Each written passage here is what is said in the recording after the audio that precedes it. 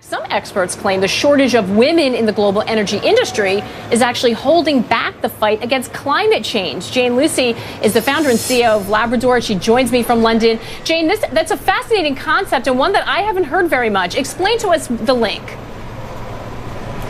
I think the reason why you haven't heard a lot about it is because energy is notoriously a boring subject. So, it's not as exciting to talk about as some, say, fintech, for instance. But I think you just mentioned recently just then about, making a connection between consumer attitude and attitude in the marketplace. And I think that's very much the same in energy. This idea that the energy is going to become interesting with technology, I'm just not sure that we're making that connection yet. So, you have this level of disengagement across the market and the consumer. And I think we need to see real innovation for that to change.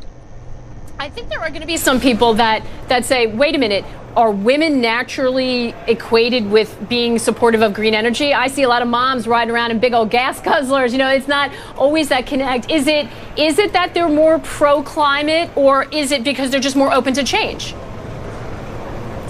It's potentially both. I think obviously a lot of women, particularly mothers, have a sense of responsibility, although obviously, that sense of responsibility can go across the board.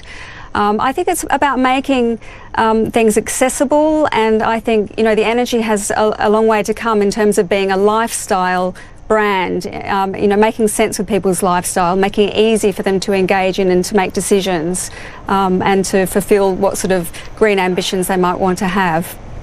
Yeah, that's a fantastic point. I don't think of energy as a lifestyle brand. What can we do to close the gap? Why are so few women pursuing careers in energy, and how can we increase that pipeline? I think it comes back to technology and innovation. I was at a future energy conference recently where even one of the challenger brands were talking about consumer engagement being down to redesigning a paper bill.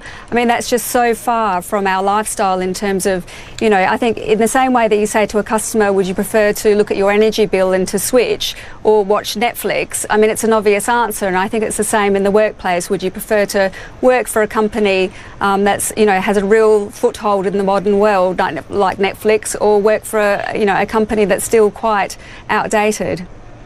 Well, it's a fascinating concept and something that we should think about, and I think that we are going to leave people with something to consider when we're talking about gender equality and its link to the environment. Jane, thank you so much for joining us today. We appreciate it. Jane Lucy for us. Thank you.